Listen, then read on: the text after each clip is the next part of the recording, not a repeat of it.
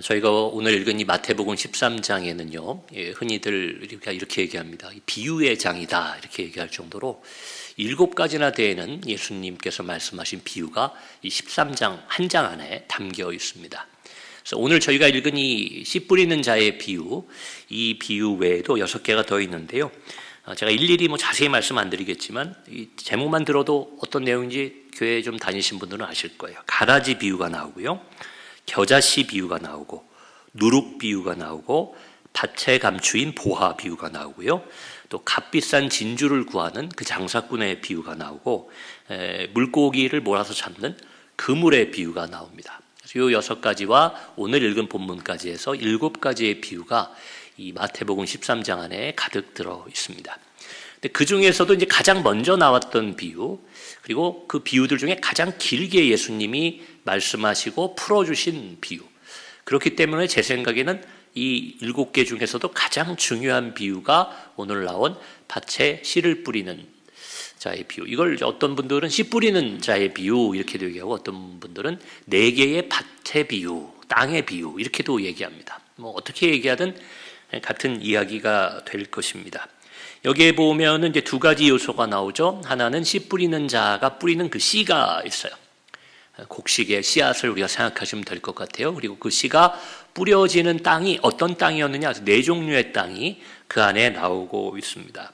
이 비유는 말씀과, 이 씨는 하나님 말씀을 뜻하는데, 말씀과 그 밭에 해당하는 우리들의 그 삶과의 어떤 관계가 있는지를 잘 가르쳐주는 아주 귀한, 중요한 비유라고 할 수 있습니다. 제가 오늘 제목도 그렇게 붙였는데요. 마지막에 이 비유를 예수님 마치실 때 9절에 이렇게 얘기하시죠. 귀 있는 자는 들으라 이렇게 말씀하셨어요. 자, 여러분, 귀 있는 자는 들으라. 이게 이제 성경에 몇 군데 이렇게 나옵니다. 근데 이 말을 들으면 여러분 어떤 생각이 나세요?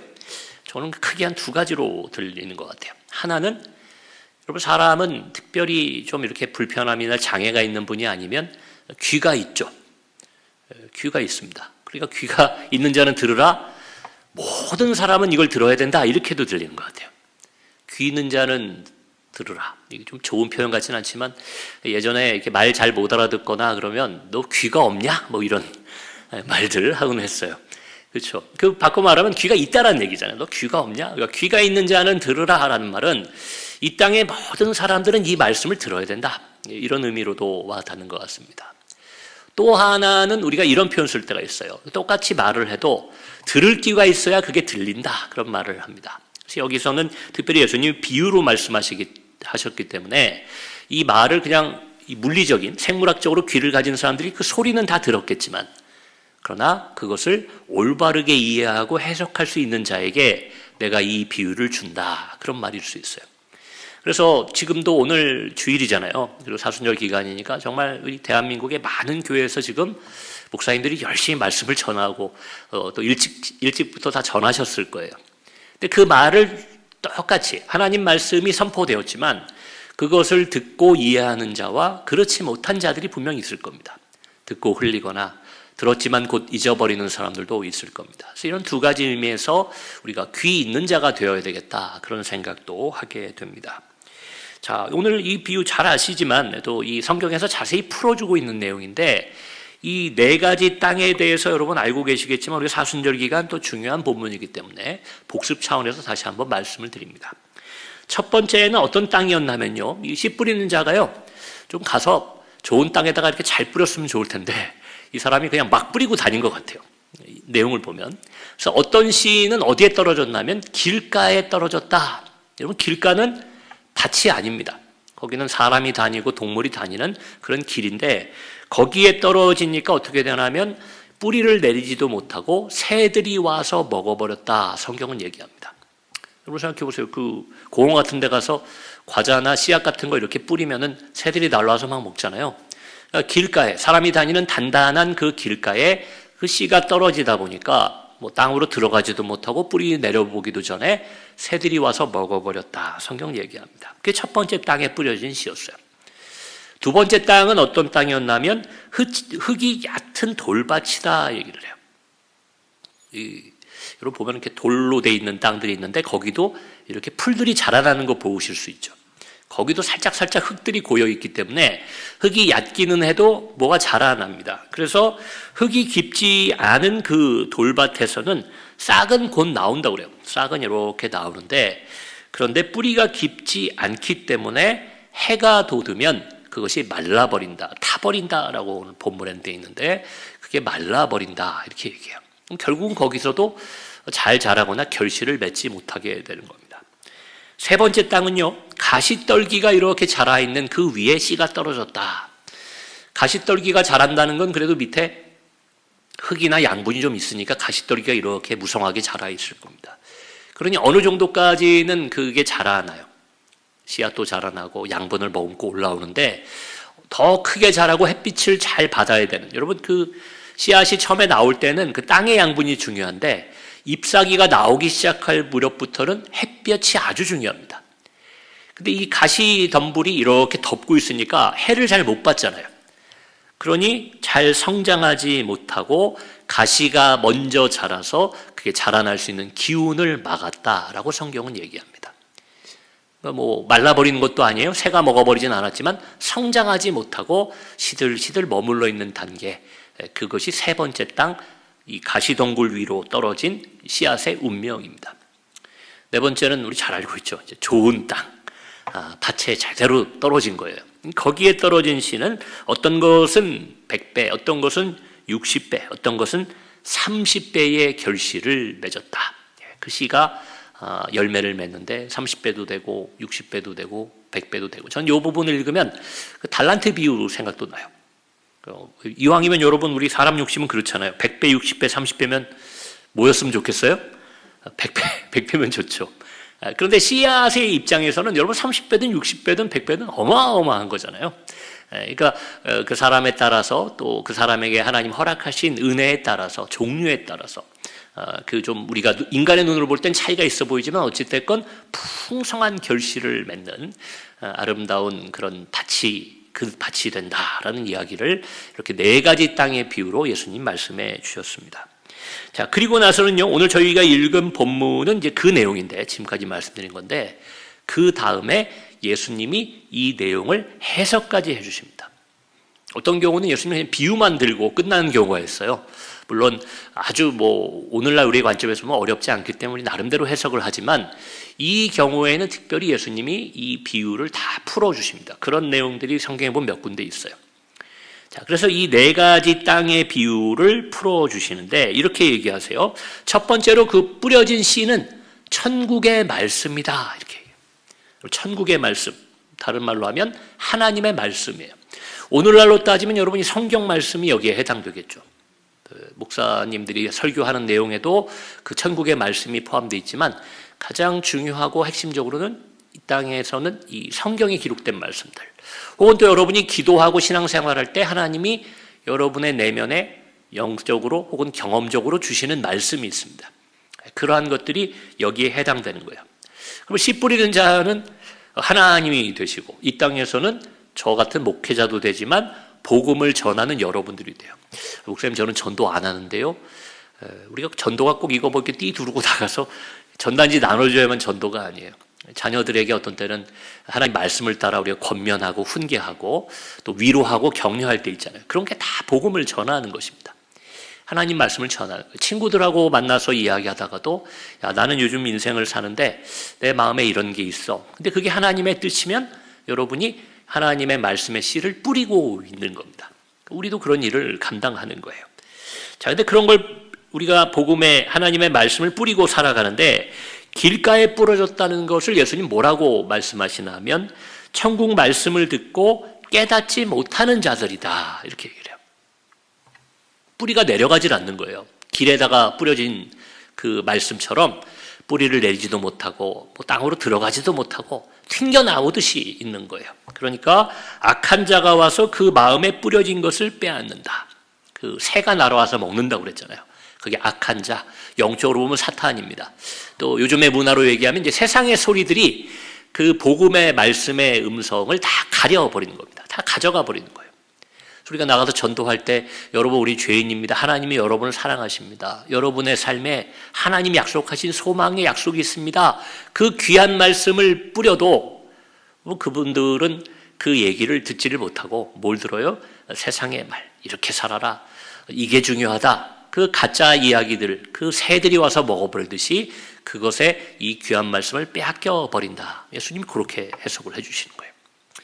두 번째는 여러분 돌밭에 떨어졌다고 그랬잖아요. 그 예수님이 뭐라고 해석해 주시냐면 말씀을 즉시 기쁨으로 받기는 한다는 거예요. 그 말씀 들어오니까 정말 좋은 말씀이네요. 너무 좋네요. 저도 힘을 내겠습니다. 그걸 받아요. 마치 돌밭에 씨가 딱 떨어지면 싹이 나온 것처럼 반응이 있었다는 거예요. 그러나 환난이나 박해가 있으면, 뿌리가 약하기 때문에 환난이 오고 박해가 오면 그러면 곧 넘어져 버린다. 다 타가지고 햇볕이 탁 비치게 되면 말라서 죽게 된다. 그렇게 예수님 말씀하시는 거예요. 뿌리가 약하기 때문에, 아직 신앙의 깊이가 깊지 못하기 때문에 조금 고난이 오거나 조금 유혹이 오면 넘어져 버리는 그런 신앙을 이 돌밭으로 비유해서 예수님 말씀하십니다. 세 번째 가시떨기에 대해서는 이렇게 예수님 해석해 주세요. 말씀을 듣기는 해요. 말씀 듣고 그대로 살려고 노력도 하는 것 같은데 세상의 염려와 재물의 유혹에 말씀이 막혀서 결실하지 못한다. 이렇게 이 가시 덩굴이 이렇게 덮고 있으니까 막혀 있잖아요. 자라나지를 못하잖아요. 그와 똑같이 그 가시 덩굴이 무엇을 뜻하느냐? 가시떨기가 세상의 염려와 재물의 유혹이라고 예수님 말씀하시는 거예요. 걱정이 많으니까 말씀이 그것에 덮여요. 내 걱정 때문에.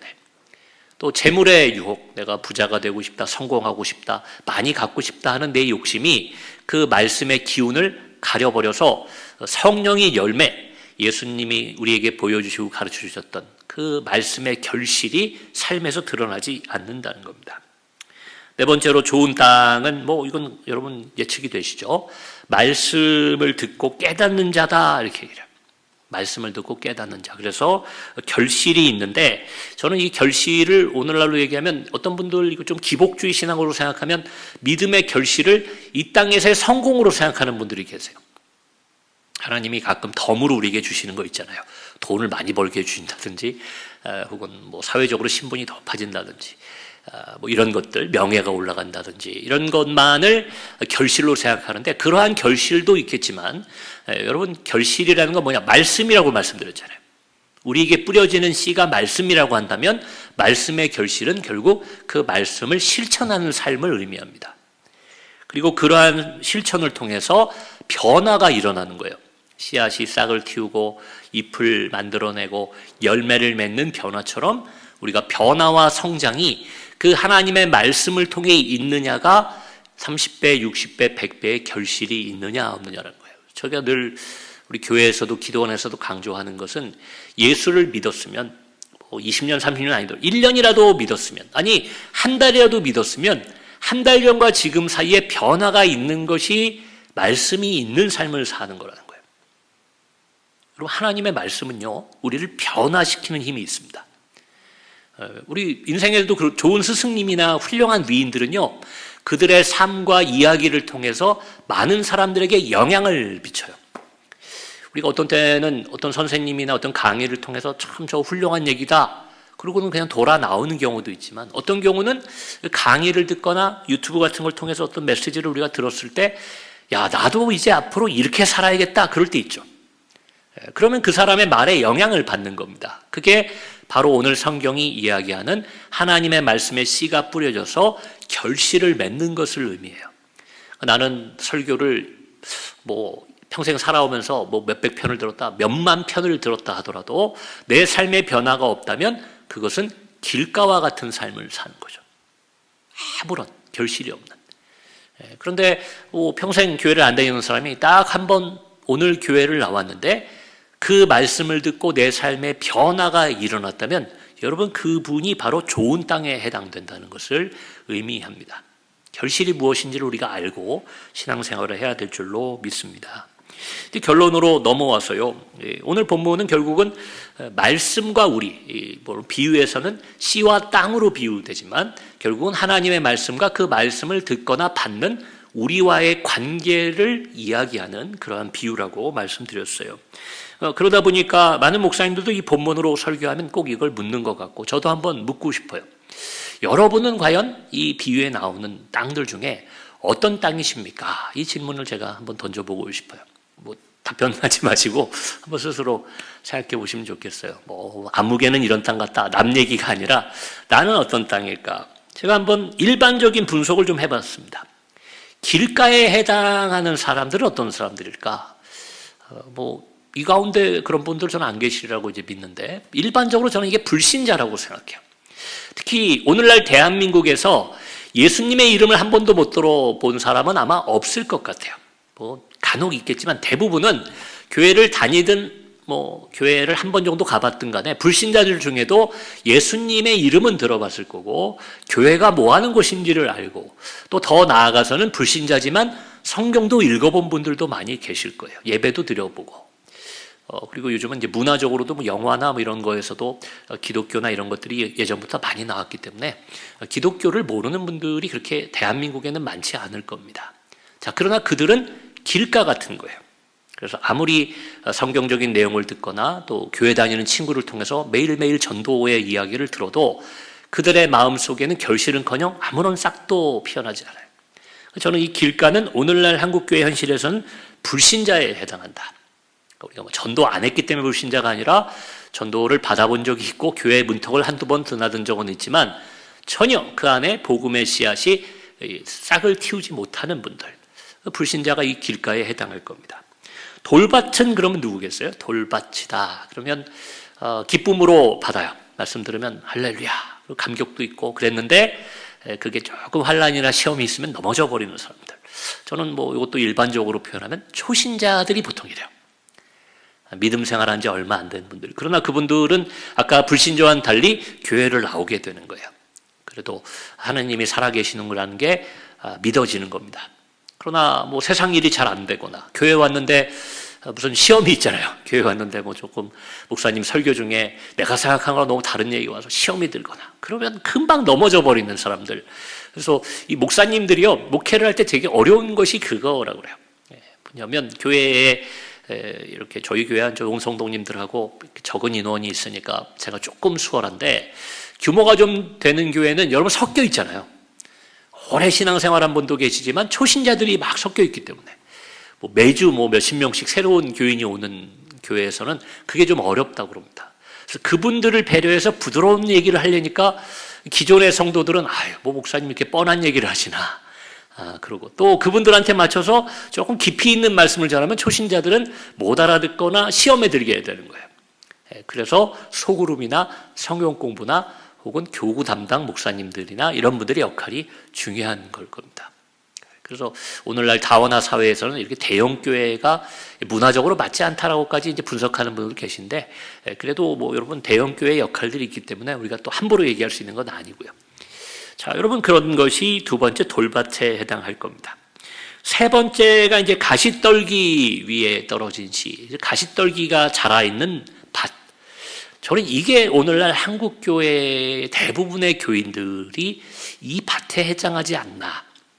감히 제가 좀 그런 생각을 해보게 되었어요. 이번에 이 본문으로 설교를 준비할 때. 여러분, 우리 어느 정도는 믿음의 뿌리가 있고 어느 정도는 좀 성장한 모습이 있어요. 그래서 겉으로 볼 때는 아주 신앙이 좋은 것처럼 보이는 사람들이 있는데, 그러나 삶의 결실이 없는 거예요. 잘 변화되지 않아요. 예수님 닮은 모습이 잘 드러나지 않아요. 이 문화적으로는 누가 봐도 참 신앙이 좋고 기도도 잘하시고 교회의 모든 문화를 익숙하게 잘 아는 신앙인의 모습인데, 그러나 겪어보고 함께 지내보면 그분의 삶에서 예수님의 향기가 잘 나타나지 않는 분들이 계시다는 거예요. 교회 안에서조차. 왜 그럴까 보면 그분들의 삶을 이렇게 캄캄하게 덮고 있는 가시떨기가 있는데, 예수님은 그것을 아주 직접적으로 세상의 염려와 재물의 유혹이라고 얘기했어요. 저도 뜨끔하더라고요. 저도 이런 게 있거든요. 세상적인 염려가 있어요. 이거 어떻게 잘 돼야 되는데, 이거 어떻게 되나. 가정의 문제도 있고 제 진로의 문제도 있고 여러 가지가 있겠죠. 건강의 문제도 있을 겁니다. 세상의 염려가 때로는 제가 예수님을 닮은 모습으로 살아가는 것을 이렇게 가릴 때가 있어요. 또 재물의 유혹이라고 말씀하신 이 재물뿐만이 아니죠. 세상의 유혹이 너무 많기 때문에 내가 거기에 유혹을 받아서 온전한 결실을 맺지 못하는 때가 있더라는 겁니다. 그리고 그러한 내 판단과 내 욕심을 따라 살아가는 것을 성경은 교만이라고 얘기합니다. 하나님 뜻보다 내 걱정, 내 욕심, 내 생각을 앞세우는 것, 그것을 성경은 교만이라고 얘기합니다. 그러다 보니 이 믿음대로 살아가지를 못하고 이리 흔들리고 저로 흔들리고 하다가 정작 중요한 결실을 삶에서 맺지 못하는 것, 그것이 오늘날 한국 기독교의 문제가 아닌가. 교회는 많아 보여요. 교회도 많아 보입니다. 그런데 예수님 닮은 사람들의 그 모습, 예수님의 향기, 빛과 소금의 역할은 점점 희미해져 가는 것 같은 이유가 바로 여기에 있는 것이 아닌가 또 생각을 하고 반성해 보게 됩니다. 자, 좋은 땅은 여러분, 우리가 좋은 땅이 돼야 되겠죠, 당연히. 삶에 결실이 있어야 됩니다. 앞서 말씀드린 것처럼 결실이 있어야 돼요. 실천이 있어야 되고 변화가 있어야 되고 성장이 있어야 됩니다. 예수님은 참 늘 좋은 모습이 많은데 예수님께서 좀 무서운 장면이 몇 군데 있죠. 성경에 보면 바리새인들을 책망할 때 그런 모습이 있었고요. 또 하나는 여러분 그 무화과 나무를 저주했던 장면들 기억하실 거예요. 예수님께서 제자들이 오히려 의아해하죠. 지금은 그런 계절도 아니고 무화과 나무가 열매 없다고 저렇게까지 예수님 그러시나? 어디까지 하세요? 저주해서 나무를 죽여버리십니다. 여러분 그 나무가 미워서 그랬을까? 저는 예수님이 그것도 일종의 상징과 비유로 보여주셨던 것 같아요. 열매가 없는 나무는 그 나무가 아무리 아름답고 좋아도 그것은 죽은 것과 다름없다라는 것을 제자들에게 시청각적으로 보여주신 것이 아닌가, 저는 그런 생각을 하게 됩니다. 여러분 어느 정도 뿌리가 있으시죠? 어느 정도 겉의 모습은 이렇게 자라난 모습이 우리 안에 있을지 모릅니다. 그러나 다시 말씀드리지만 오늘 본문이 가르쳐주는 바 30배, 60배, 100배가 되는 결실이 없다면 여러분 그 하나님의 말씀이 우리 삶에서 열매를 맺어서 내가 변화되고 나의 변화를 통해 주변 사람들이 하나님이 어떤 분인지 예수님 어떤 분인지를 알게 될 정도의 결실. 여러분 열매는 이 모든 것, 나무나 식물의 모든 활동은 자기를 위한 거긴 합니다. 그런데 이 열매라는 것은 이 나무나 과실을 맺는 나무들이 자신을 번식하는 수단이기도 하지만 결국은 남을 이롭게 하는 것이 열매예요. 동식물이 또 인간이 그것을 열매를 취해서 영양분을 얻고 즐거움을 얻게 하는 것이 보통은 열매이기 때문입니다. 그래서 오늘 비유에 나오는 결실이라는 말은 결국은 하나님을 사랑하고 이웃을 사랑하라는 예수님의 사명을 감당하는 데까지 우리가 나아가야 됨을 가르쳐준다고 저는 믿습니다. 여러분 그러기 위해서 결실이 있으셔야 돼요. 내가 부자가 됐다. 예수 믿고 내가 건강해졌다. 예수 믿고 나는 행복해졌다. 여러분 거기에 머무른다면 어쩌면 아직까지도 우리가 이 가시떨기에 가려져 있는 정도의 신앙생활을 하고 있는지도 모르겠습니다. 내가 예수 믿고 우리 가족이 행복해졌다. 내가 예수 믿고 내 이웃들이 복을 받았다. 여러분 이 경지까지 나아가야 결실이 있는 열매가 있는 변화와 성장이 있는 우리 밭이 된다. 이것을 꼭 기억하시기 바랍니다. 끝으로 여러분 결국 중요한 거는 밭이 아니에요. 우리도 좋은 밭이 되어야 되겠지만 결국 결실을 맺는 것은 그 씨가 되는 거죠. 그래서 여러분 삶에 좋은 것이 있더라도 혹은 하나님 앞에 여러분 공로가 있다고 우리가 칭찬을 받더라도 저 같은 목사들이 사실 그런 유혹이 제일 많아요. 사실은 하나님의 그 씨가 싹을 틔우고 여러분의 좋은 밭에서 열매를 맺는 건데 그 사람들이 목사님을 칭찬할 때가 많아요. 목사님 훌륭하게 목회하셔서 교회가 성장하셨네요. 목사님 말씀 좋아서 사람들이 변화되네요. 아닙니다. 저는 그 씨를 하나님의 씨를 이렇게 뿌리는 정도의 역할만 하는 거지 결실을 맺는 건 하나님의 말씀이라는 것을 우리가 기억해야 됩니다. 내 능력으로 여러분의 능력으로 여러분의 노력으로 삶에 이런 거룩한 결실을 맺는 게 아니라는 것을 생각하셔서 잘 된 다음에 교만으로 넘어지는 일이 없도록 늘 하나님 앞에 겸손하고 우리에게 말씀을 주시는 하나님을 의지하시는 저와 여러분의 복된 삶이 되기를 주의 이름으로 축원합니다. 이번 사순절 기간을 지내면서 우리가 좀 우리의 마음밭을 좀 갈아엎었으면 좋겠어요. 길가 같은 분은 안 계시죠. 돌밭 같은 분도 제가 알기로는 안 계십니다. 근데 땅은 좋은데 우리가 이렇게 가시떨기에 가려져 있으면 이런 것 좀 쳐서 잘라내면 좋겠습니다. 내 욕심도 조금은 내려놓고 세상의 유혹 앞에 좀 담대하게 그런 것들을 좀 이겨내면서 하나님의 말씀의 씨가 여러분의 삶 가운데 여러분의 가정 가운데 우리 교회 안에서 무럭무럭 자라날 수 있는 그런 사순절이 되었으면 좋겠습니다. 우리 말씀을 생각하시면서 함께 기도하겠습니다. 주님 오늘 우리에게 말씀하십니다. 귀 있는 자는 들으라.